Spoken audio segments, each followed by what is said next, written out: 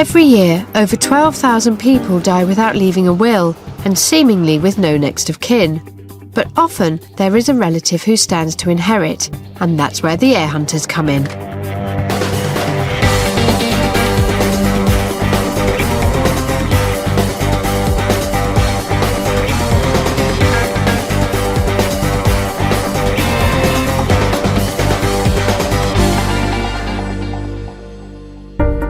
On today's programme, a woman who had dedicated her time to charity work passes away, leaving a fortune to the family she hadn't seen since childhood.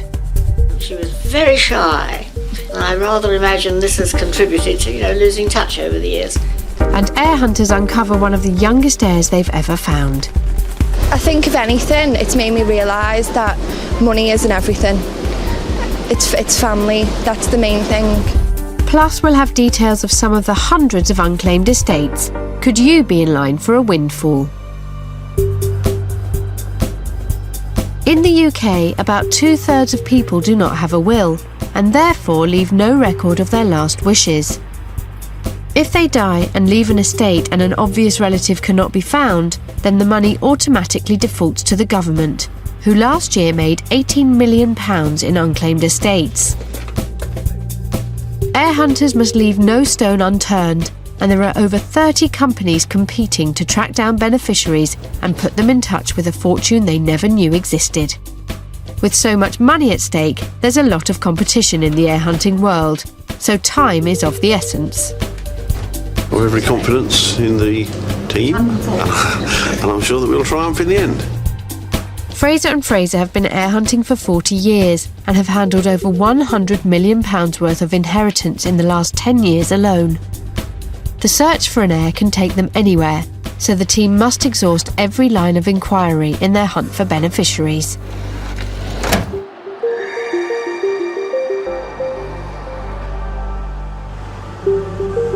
It's 7 a.m. on Thursday morning, and at Fraser & Fraser's, work is in full flow. The Treasury's weekly list of unclaimed estates has been released, so case manager Tony Pledger and the team are assessing which deserve further investigation. And there's one case in particular that Neil thinks the team should home in on. What we're going to be looking at is Margaret Doreen Mooney. Dies in Chingford in 2009. It's a valuable estate. Property is going to be worth certainly above £200,000. So very, very valuable for us to work. It's also down here in the southeast, so it means it's going to be very, very competitive. There's going to be a lot of other firms working it. So really we need to pull our finger out. The company have very little information to go on, so they use census and birth, death and marriage certificates to build a family tree for the deceased. Going back generations and generations, the team hope to uncover potential heirs to an estate.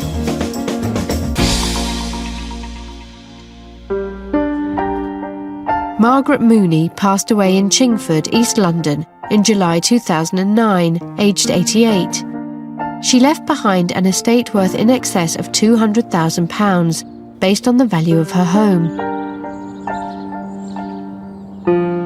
Having lived in the area since the 60s, Margaret had been a well-known, if quiet, member of the local community. I live not quite opposite Margaret, but we've lived here since 1967 when I first got married. Of course, at that time, Margaret was living with her sister Hilda.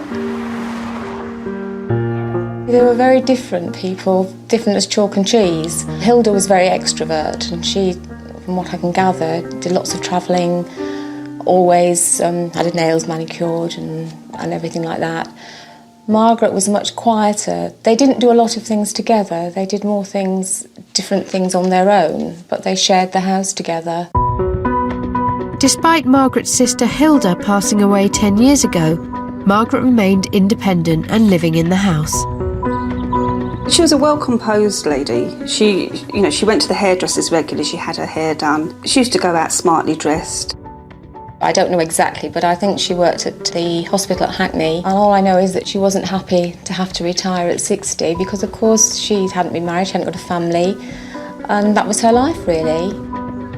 On retirement, Margaret was determined to continue leading a full life and began working voluntarily in the tea bar at Whipps Cross Hospital, a role she enjoyed for over 20 years. To actually do that into her 80s shows that she liked to be with people and around people.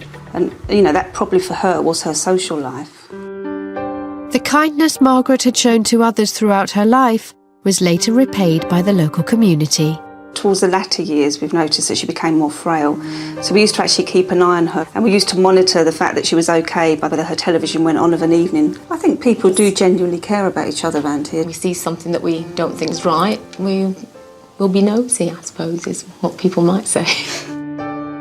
But on Margaret's death, it was these same neighbours who bid her a fond farewell, after no next of kin came forward. We were concerned that there wouldn't be, because she was, an old lady on her own, that there wouldn't be very much, but she actually had quite a nice send-off, didn't she? Yeah, she did, yeah. I think the funeral really fitted the type of person that she was. It wasn't fussy, it wasn't over the top, it was just very simple. Right. I just remember her as a very independent old lady who always was happy to give you a smile or have a little chat and pass the time of day with you.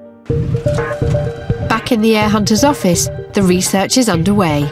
With the case seeming to be based initially in Chingford, case manager Tony calls Hewitt Lindsay.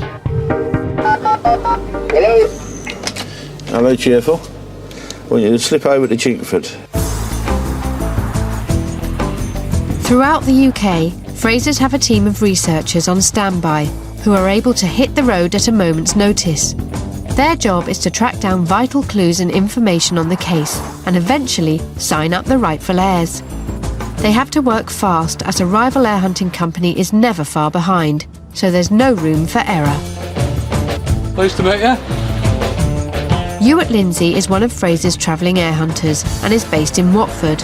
So Tony has sent him to Margaret's house in Chingford to see if he can gauge a value for the property she left, and to see if the neighbours might be able to offer any clues about her background.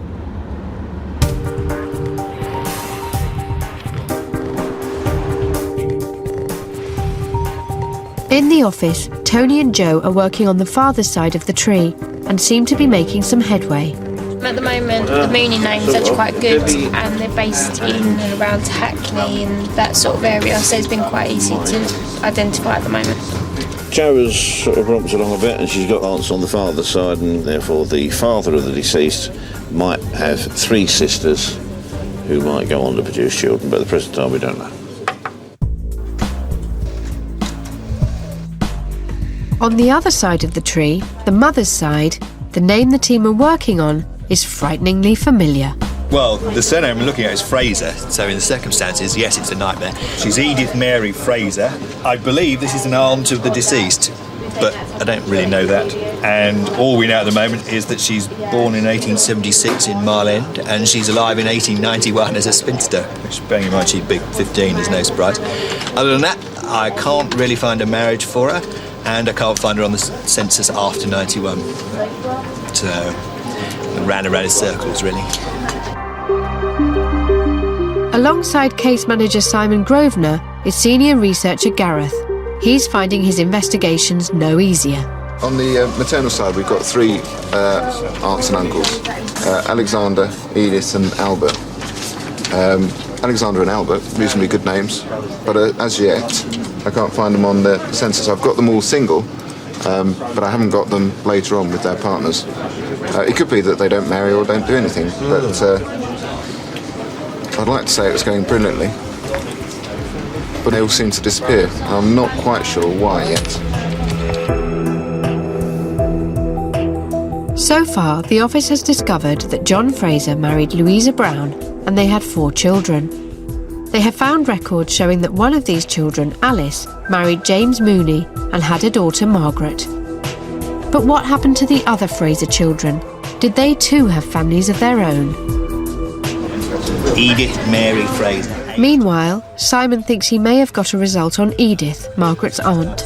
I couldn't find a marriage for her, and then we got some info that a couple of them had died, and there's a death for an Edith Mary Fraser in Bethnal Green, which is the right district, right on age, in 1900, which is just before the 01 census, which she's not on. So that looks as if she's her.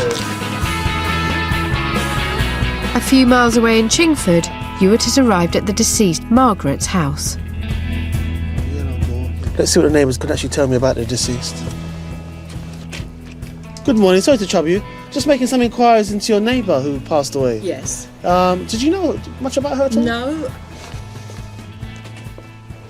I just said this morning that no one came to visit her. She just used to go out to the hairdressers, and that's all we ever saw of her, really. Right. Well, as far as we know, she didn't have any relations. How much are these properties worth to you? That one probably worth 250,000, something like that. So, thank you very much for your help. All right, take care. All the best. Take care. Bye-bye. We never saw any family, and so the last one was her sister who died quite a few years ago. Very sad.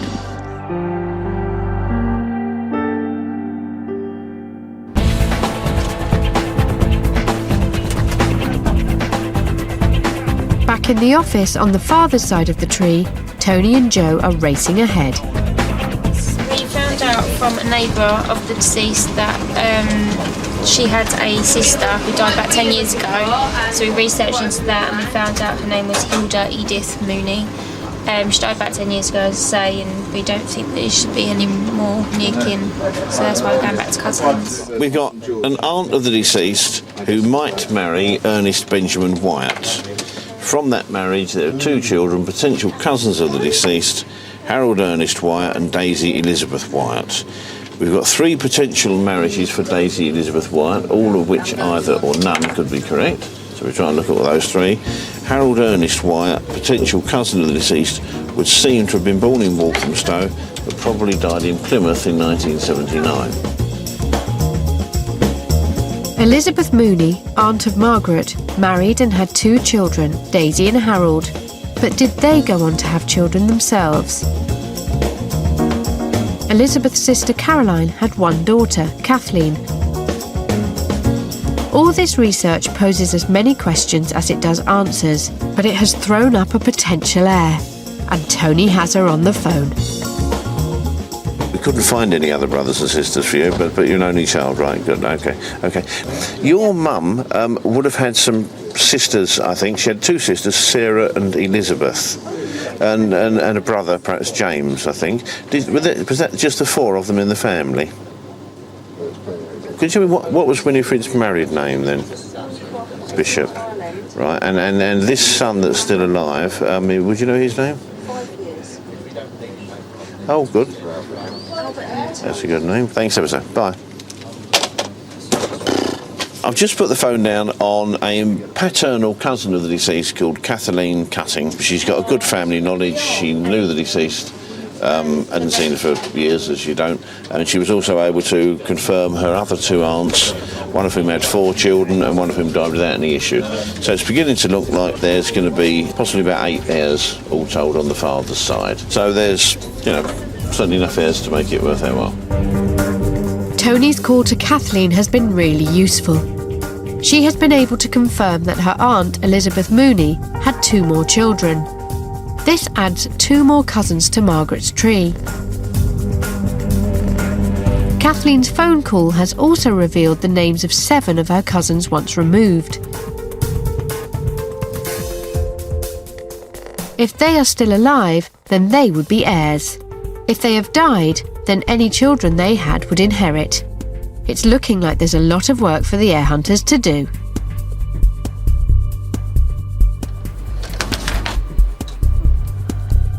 Having made such headway by only 9:25 a.m, Tony feels he deserves a break. Get a cup of tea? Well, I'm waiting for Bob Barrett, yeah. I'm now going to ask Bob Barrett and ask him to go around and interview Mrs. Cutting. Okay. Hello. Hi, Bob. Listen, how long to Maidenhead, do you think?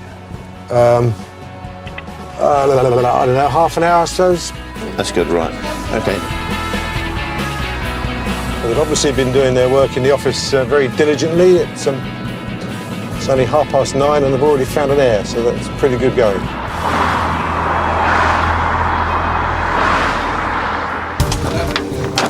Hello? Coming up on Heir Hunters.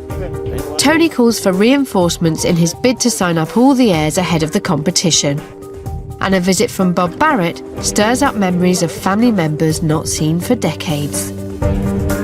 I've lost touch with a lot of my relatives because I'm an old person, and I haven't seen Margaret for years, and I was rather surprised that there should be any sort of connection at all.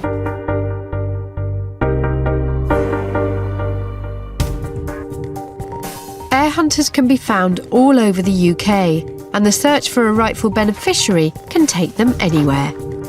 Celtic research is run by Peter and Hector Birchwood from their offices in Wales and London, and their regional case managers work from home. Saul Marks is based in Liverpool. Good afternoon, Celtic Research. Saul had to work fast on the case of Olive Sonntag, as it had a high-value estate. I will get the file out. Thankfully, it was relatively easy to solve. From the time that it got to me, when the case opened, to the time that we signed the main heir, was about 14 hours, so it was one of the quicker ones. And although the investigation was quickly put to bed, it left a lasting impression on those involved. I think, if anything, it's made me realise that money isn't everything. It's family, that's the main thing. Olive Sonntag died in 2008 in a care home on the Isle of Wight, aged 84. She left behind an estate worth an estimated £130,000, but no will. Olive married Charles Sonntag, a photographer, in 1956, and their partnership lasted more than 30 years, but they had no children. After Charles died in 1989, Olive lived alone for 10 years, after which she developed dementia. When she was no longer able to manage on her own, she was moved into a nursing home where she spent the final years of her life. The sad thing with Ollie being here was the fact that nobody came to visit her. She had no relatives, and it just made it so sad. But it's a family home, so we treated her like part of the family. She did tell me at home once that she had a sister, but I said to her, "Where is your sister?" She said, "Oh, I don't know, we lost touch an awful long time ago."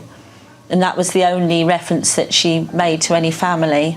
As fate would have it, Olive was able to be buried with her husband Charles, who had died 20 years before her. I found her husband's grave when I went to another lady's funeral, and I thought, oh, we found Olive's husband's grave, Charlie.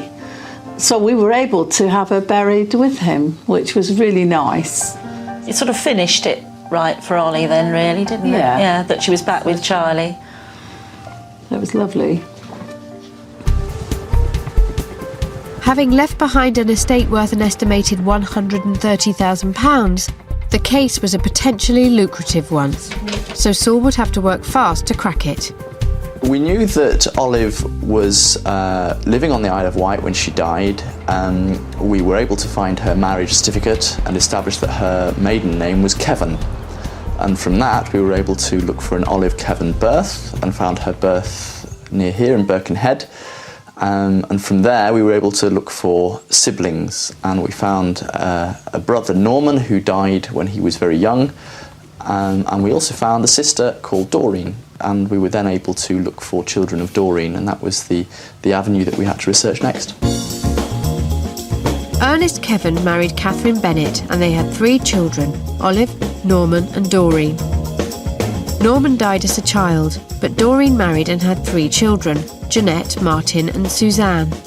As Olive had no children, Jeanette, Martin and Suzanne would be heirs. Martin was married twice, but sadly died very young. He was only 43 when he died. But he had had several children, and we were able to establish that one of them was still living very close by, and that was Cassie. So it was my job then to get over to where Cassie lived and sign her up on behalf of the company. Saul pulled up and he said, are you Cassandra Connolly? I said, yeah. He said, was your father Martin Connolly deceased? I said, yeah. He said, we need to go inside, sit down and have a talk. You might be about to inherit a lot of money. And the colour just drained from my face. I was shaking. It turned out there was one company who had visited her beforehand and had left a calling card. And while I was there, another company, a third company, had knocked at the door, and she was able to tell them that she'd already signed with Celtic Research and that she no longer needed their services. So it was very exciting in terms of the competition aspect. 20-year-old Cassie Connolly lives in Liverpool with her mother and is studying to be a tattoo artist. Her father, Martin, Olive's nephew, died of a heart attack in his early 40s. Well, my dad died when I was 10 and my mum got divorced when I was 8. And he obviously moved out, he had his own house. I used to spend Tuesdays and Wednesdays and weekends with him.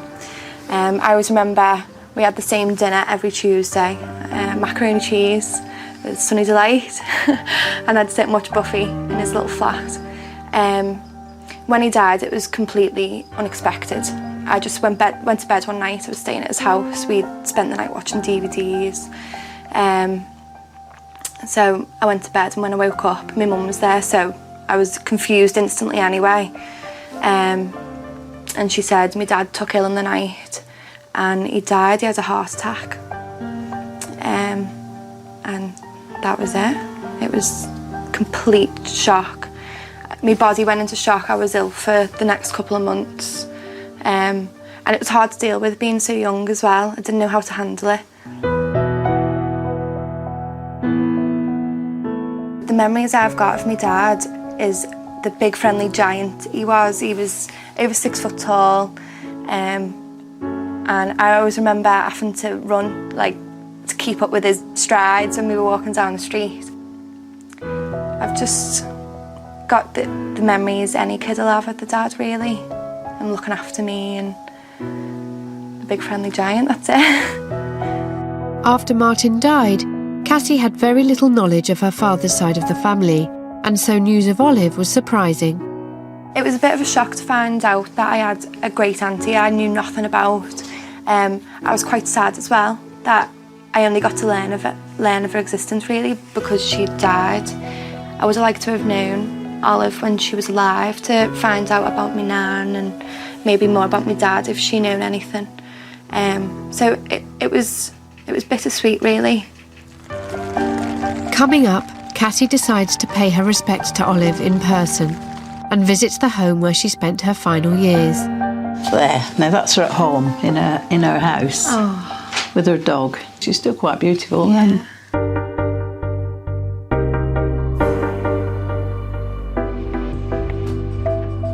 For every case that is cracked, there are still many thousands which remain a mystery. These cases sit on the Treasury's unsolved list and can remain there for up to 30 years. The estates can range wildly in value from £5,000 to many millions, with the rightful heirs completely unaware of the windfall they could claim. Today, we've got 2 cases heir hunters have so far failed to solve. Could you have the answer?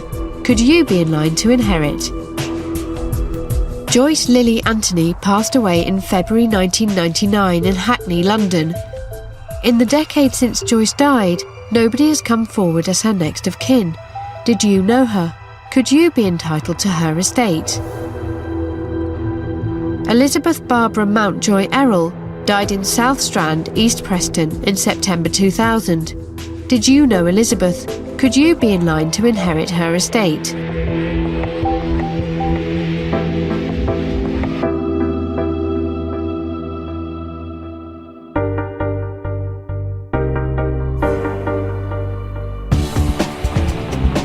Back in London, the Frasers team are tracing heirs to the estate of Margaret Mooney, who passed away in Chingford in 2008, leaving behind an estimated £200,000. So far, the team have established from neighbours that Margaret died with no living near kin.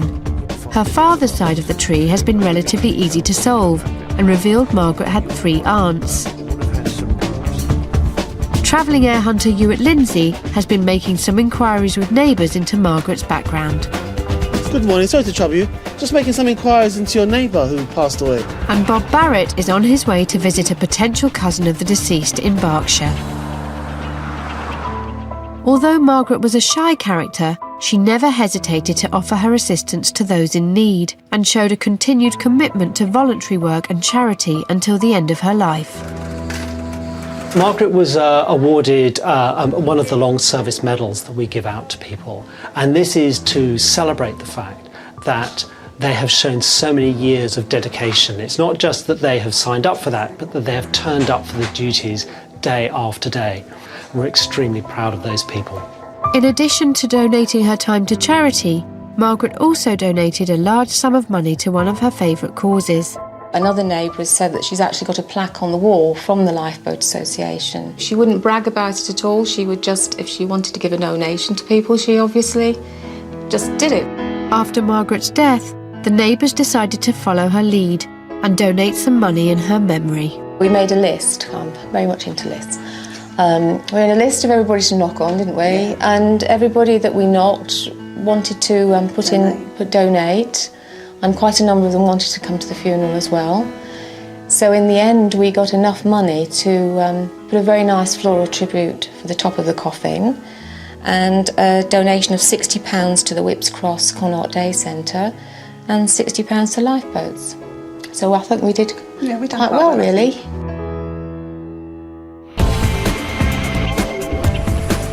More than 2 hours after research began, Gareth and his colleagues are still struggling to make headway on the maternal side, and the name they are researching is Fraser.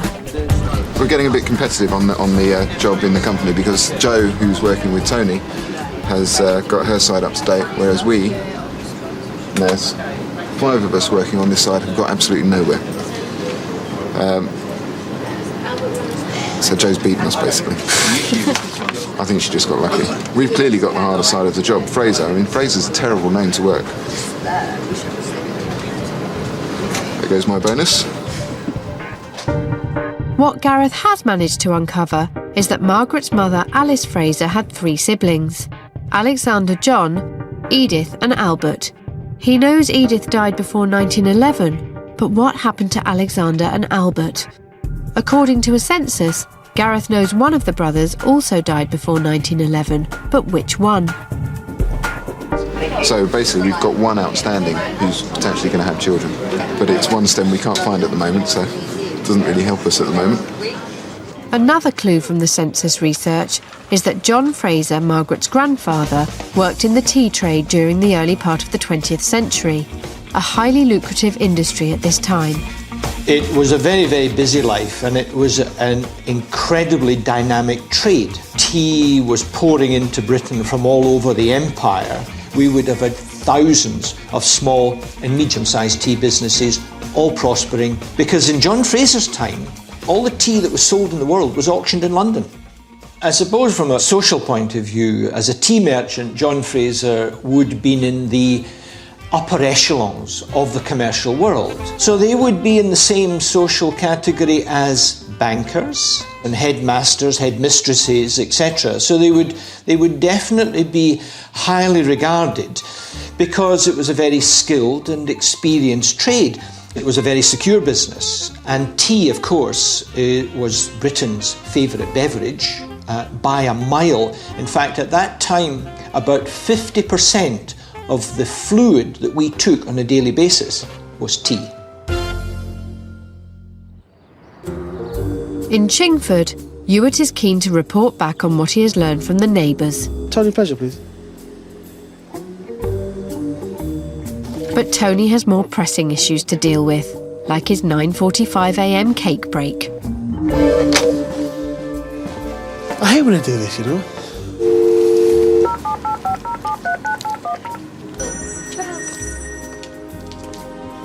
Hello?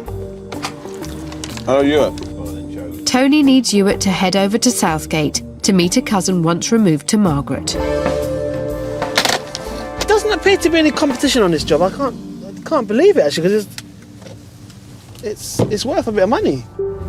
While Ewart makes his way over to Southgate, Bob Barrett has arrived at Kathleen Cutting's house, a paternal cousin of Margaret's, for an interview.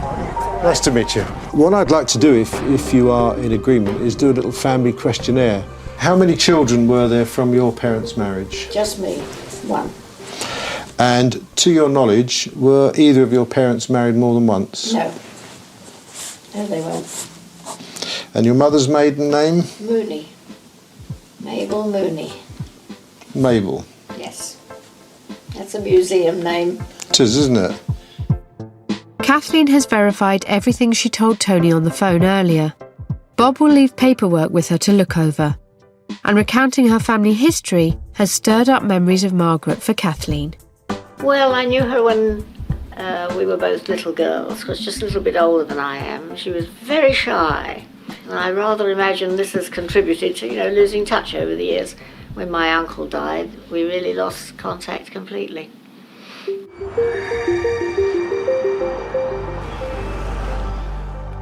With much of the father's side of the tree solved, the team working on the mother's side have been desperate for a breakthrough, and finally it's arrived. Francis has identified the marriage of Albert Edward Fraser and Jenny Henderson Clark in Winnipeg in Manitoba, which occurred on the 3rd of December 1919. We do have an agent in Canada. He might be able to do something, but it's not helpful. And Tony has his second heir of the day on the phone, Michael, son of Daisy Wyatt. And we think that you'd be entitled, as would be your siblings. Now, I understand that Donald, I think he might have passed away in Colchester about 10 years ago or so. Was he married to somebody called Margaret, do you know? Primrose, oh. Now, did they have children? That's the most important thing.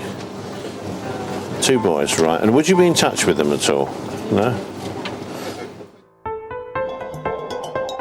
Michael has filled in some more of the tree. He confirmed that his brother Donald married and had 2 children who would be heirs. He also informs Tony of his sisters, Joyce and Peggy. Both of them had children who would now be heirs.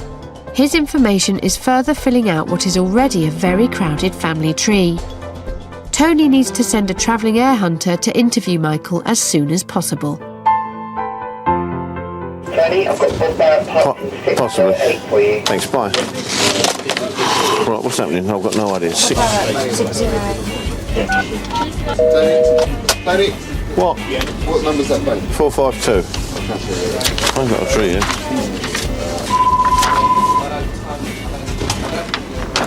Hello? Hi, Tony. Right, I've just been to see Mrs. Cutting. Yeah. Her son told her not to sign anything until he'd seen it, so I've left her agreements and... Well, as you would, wouldn't you? Yeah. Yeah, I've got Bob Smith doing nothing. Have you? In 1 North. In 1 North? Tell him. Yeah, so Bob Smith. Go to Wisbeach, I'll catch him in a minute. No worries. Okay, right, thanks. Dave, Bob? Yeah, what day is it? Well, I think it's probably sort of put over, have a cup of tea and regroup time. Okay. That's okay with you? I'll wait to hear from you then. Yeah. Thanks, mate. Bye. With Tony not knowing whether he's coming or going, one thing that is for sure is that Bob Smith is on the road. On such a high-value case, there's no time to lose, so Bob has been called in for reinforcement. He's being sent to see Michael in Cambridgeshire. Meanwhile, Ewart has been sent to see Anthony, a paternal cousin once removed to Margaret, and arranged a meeting for a few days' time. With Michael's revelation about Antonia, a paternal cousin twice removed to Margaret, Ewart is sent to her home immediately. Bob Smith will be going somewhere, yes, to Wisbeach, I think. And we've got Ewart is popping down to N8, and we've got somebody else, I can't remember what his name is, he's having a cup of tea. I don't know. So, we're coming along, we're nearly there. And finally, Gareth has an answer on the fate of Alexander John, uncle of Margaret Mooney on her mother's side. We've just had the death of Alexander Fraser phone through. Alexander John Fraser actually died as John Alexander. He's a police constable. He was 38 when he died, so obviously that's quite a lot of scope for him to have got married him. We think he was single because we can't find a good marriage for him. We've just got the death certificate, and from that we know that he died on 19th of October 1910. The informant's not very good though, because it's just a coroner. And the reason it's just a coroner is because he actually committed suicide. He drowned in the River Lee. So it hasn't got us huge amounts further, but we do know a bit more about him now, which is good. Gareth and the team can put Margaret's mother's side of the family on hold and wait to see if Canadian inquiries offer any further leads in a few days' time. In the meantime, Ewart has arrived at an heir's house in North London, but unfortunately she's too ill for a meeting today, so Frasers will have to write to her instead. Meanwhile, Bob Barrett is on his way to Newmarket to see another potential heir.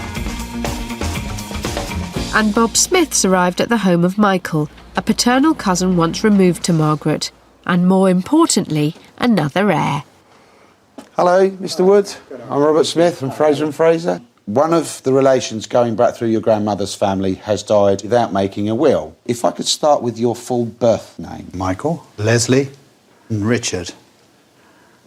I think my family all wanted to have a little piece of the action when they named me. And the little one? And that's Paddy, that's my daughter's son. Now, how many children from your parents' marriage? My eldest sister, Peggy. My second sister, Joyce, who died. I don't know what's happened to Peggy. She's disappeared. Oh, right. I think the last time I knew of Peggy, she was living in Shoreham, but that was years ago. Right. So there was Joycey. Yeah. And Donald. The eldest, you say, was Peggy, is that right? Peggy, yes. Peggy. Now, any children at all? Jocelyn and Ian from the second marriage. From the second marriage. Hello, you okay? He's strong, isn't he? Hey. Michael's knowledge of his family has helped fill in some more information on the tree, so Frasers will help him make a claim to the estate. It was a surprise when the call came this morning. It's too early for me to say I've got plans because I wouldn't know. But I'll wait and see if anything happens, and I'm sure my family will, if there was anything of any size, would be more than willing to help me decide how to spend it. That was a very nice interview with a very lovely gentleman and his wife and a grandson. I'm confident we'll get the contract. 38 miles away, Bob Barrett has arrived in Newmarket. But after a long drive, the heir doesn't seem to be at home, so Bob calls on a neighbour. He works irregular hours. Oh, right. Bob decides to leave a note to let the heir know he called. Back in the office, spirits are high. It's 2:30 more or less in the afternoon, and I'm pleased to say that through diligent research on behalf of my colleagues, we would appear to have this case fairly well finished. Only about 8 heirs, I think, but we spoke to the majority of people, we visited the majority of them as well, and at the present time it all seems to be going very well, I'm pleased to say. When the case finally closed, the company managed to sign up 9 heirs, all on the father's side of the family, having beaten competition from rival firms. These beneficiaries will share in Margaret's £200,000 estate.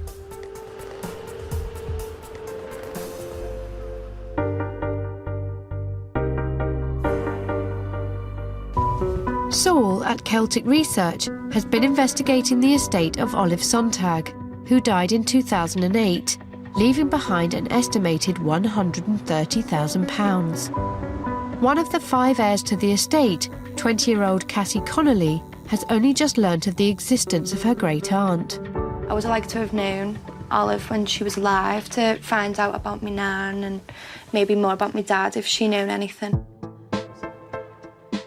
As Saul's research into the family continued, he has been able to bring Olive's past to life for Cassie. This is Olive with an aeroplane, and Jan writes, I don't think Olive owns this plane. I wonder if she flew it, you never know.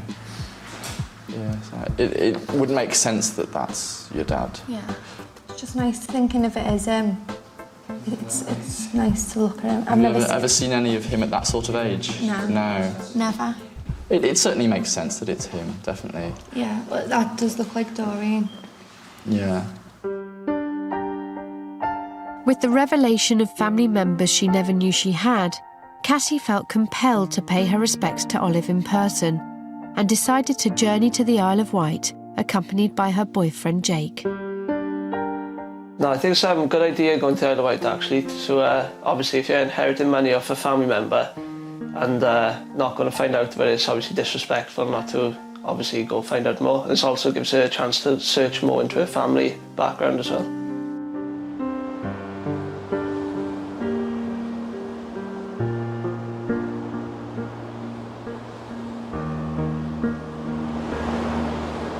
Cassie and Jake have an appointment with Daphne from Whiteley Bank House, where Olive spent the last few years of her life.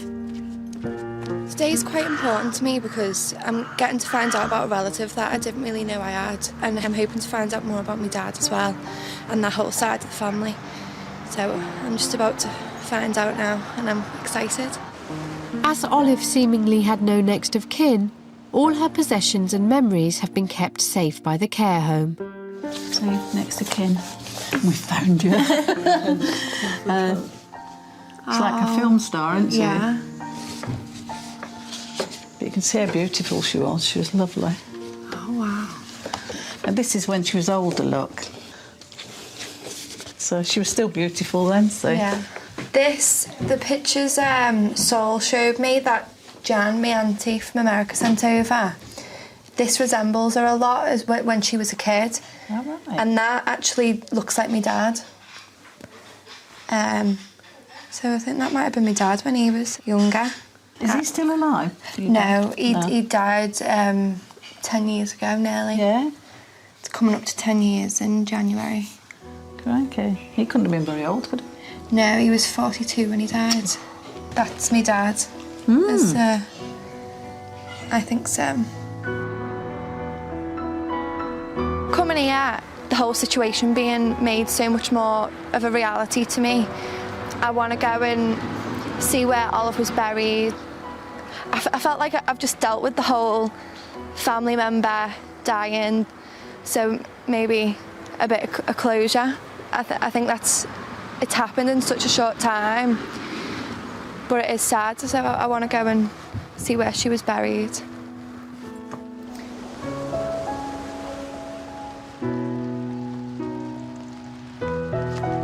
Olive was buried in the Isle of Wight, beside her husband Charles.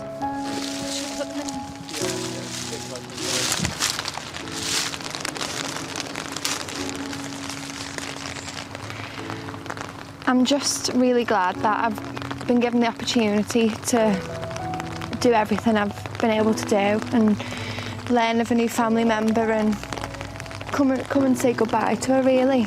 Me and Jake spoke about I'm going to come back at least once a year and come and visit and put some flowers at her graveside. I'm just really happy and sad at the same time.